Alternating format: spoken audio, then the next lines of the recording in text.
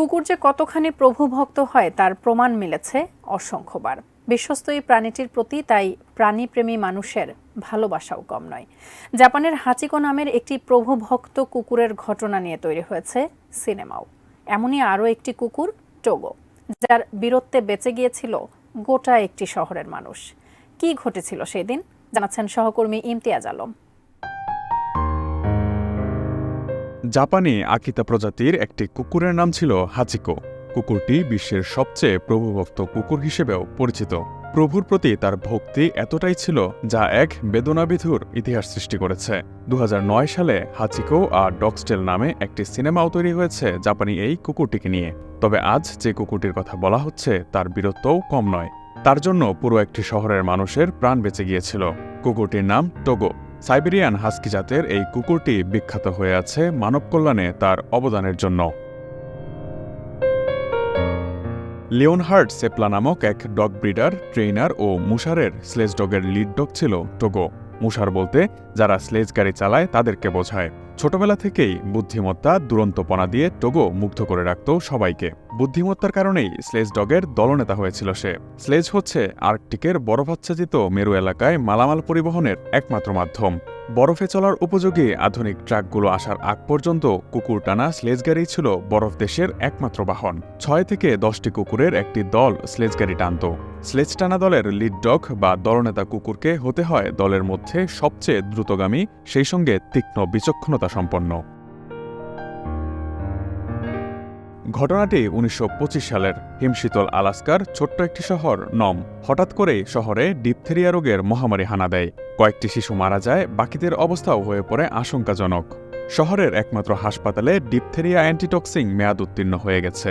674 mile বা 1085 kilometre দূরের শহর নুলাতো থেকে আনতে হবে অ্যান্টিটক্সিন সেরাম। সভ্যতা থেকে অনেক দূরে অবস্থিত এই এলাকায় এক শহরের সঙ্গে আরেক শহরের যোগাযোগের একমাত্র উপায় হচ্ছে কুকুর চালিত স্লেজ গাড়ি।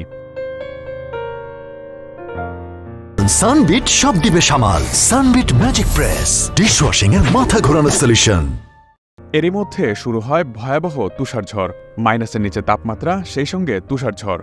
এমন বিরূপ আবহাওয়ায় বরফ ঢাকা পাহাড় ও সাগর ডিঙিয়ে সেরাম নিয়ে ফেরত আসে সেপলারের স্লেজ, যার লিডে ছিল টোগো। পুরো জার্নিটা ভাগ করে মোট 20টা রিলে দলকে দায়িত্ব দেওয়া হয়েছিল। তবে বাকি 19 দলের গড় জার্নি ছিল 31 মাইল। সেখানে টোগো তার দল নিয়ে একাই 3 দিনে 264 মাইল দৌড়েছিল।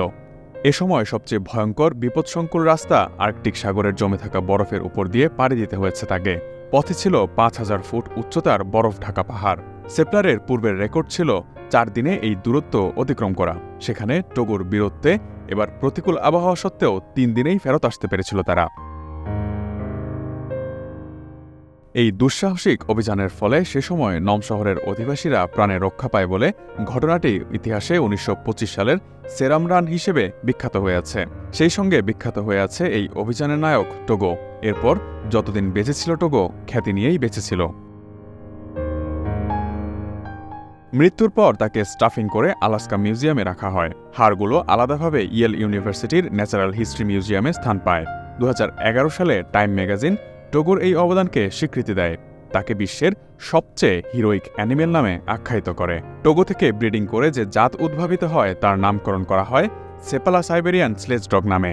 টোগোর এই বীরত্বপূর্ণ কীর্তির উপর ডিজনি সিনেমা তৈরি করেছে 2019 সালে একই নামে। মজার ব্যাপার হলো সিনেমাটিতে টোগো চরিত্রে অভিনয় করেছে টোগোর 14 পুরুষ পরের কুকুর ডিজেল।